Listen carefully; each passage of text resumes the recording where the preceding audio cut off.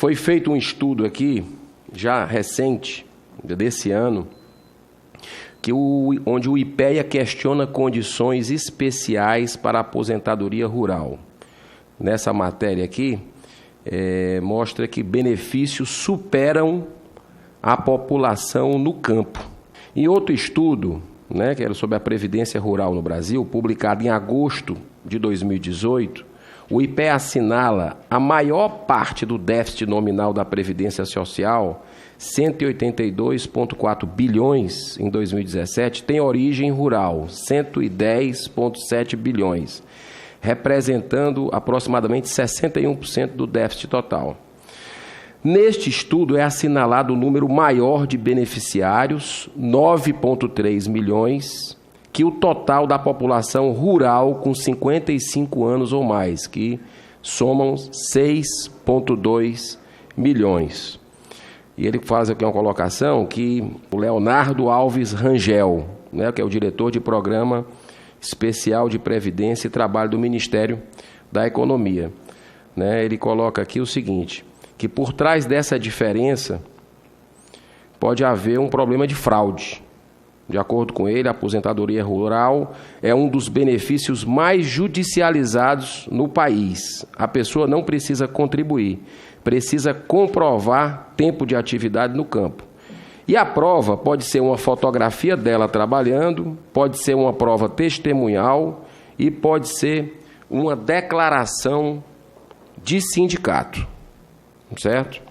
Para complementar, outro dado que nós pegamos aqui em relação aos servidores nos estados, que as aposentadorias especiais já são maioria nos estados. Então, quando se avalia o quadro de funcionário dos estados e do Distrito Federal, essa matéria é do jornal O Estado de São Paulo, 51% dos servidores têm direito a aposentadorias especiais. O que me chamou a atenção aqui, por exemplo, é que os 4 estados com os maiores déficits previdenciários estão entre os que têm o maior número de servidores com direito à aposentadoria especial acima da média nacional. Senador Estives. No Rio de Janeiro, 57,7% dos servidores têm direito à aposentadoria especial. Em Minas Gerais, 59,7%. Em São Paulo, 60,4% do efetivo. E já no Rio Grande do Sul, 61,2% do total. Que ele chama aqui que a exceção está virando regra nos estados. Qual é o peso da aposentadoria especial em relação a todo o montante? Muito obrigado. Historicamente, desde 1991, os sindicatos tiveram a prerrogativa prevista no artigo 106 da Lei 8.213, de emitir declaração sindical quando o trabalhador não tivesse por si a documentação de prova plena.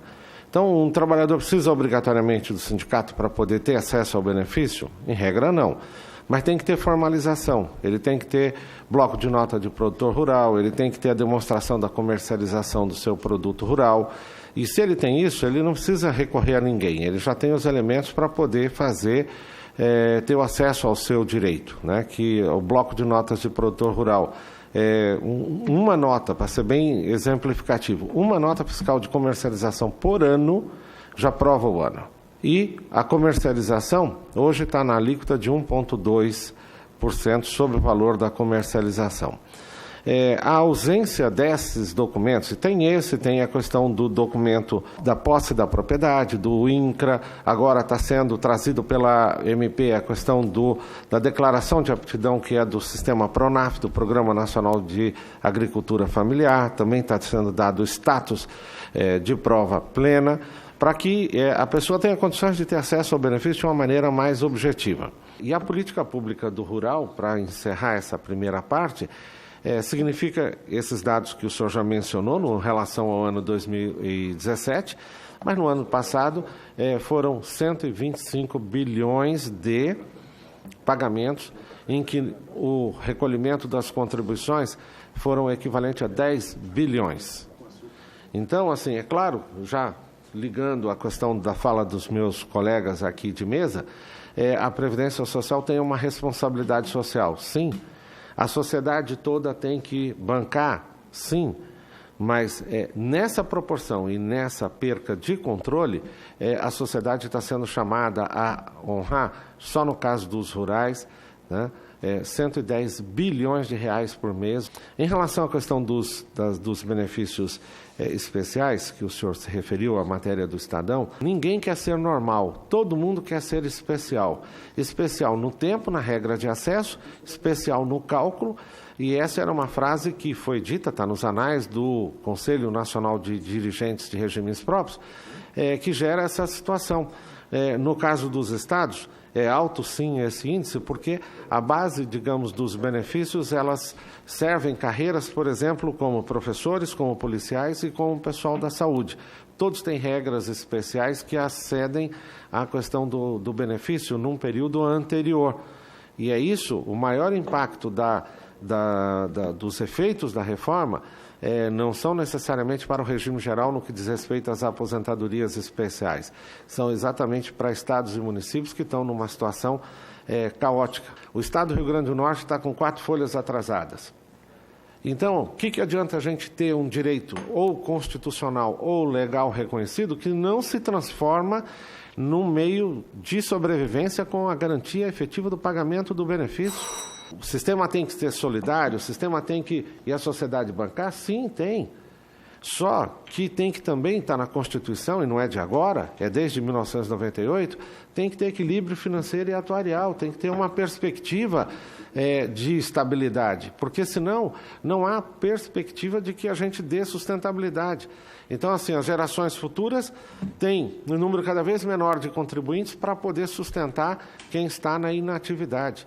A grande preocupação do senador Stives e a minha, a gente já teve a oportunidade de conversar, com essa MP 871, que nós vamos votar hoje no plenário, com relação a quem até hoje teve direito aos benefícios. A gente tem recebido muita gente ligando que o governo, com a estrutura montada, ainda não deu conta de fazer a junta médica, de avaliar todos os procedimentos. Eu sei que o prazo agora foi ampliado para 60 dias, né? Agora, eu lhe pergunto, é suficiente 60 dias? Essa é a pergunta. Que as pessoas que têm direito, porque você negar um direito, pelo que o governo está falando, são quase 10 bilhões que vão ser economizados com relação às fraudes, cruzando essas informações. Por ano, 10 bilhões. É um número realmente impactante para o país, e a gente tem que buscar a verdade. Quem tem direito, tem direito. Quem não tem, não tem. Agora, eu lhe pergunto, as pessoas que têm direito ao benefício, será que vão ser os justos pagando pelos pecadores? O governo vai ter estrutura para analisar no tempo hábil antes de cortar? Sobre a MP 871, ela cria 2 programas revisionais.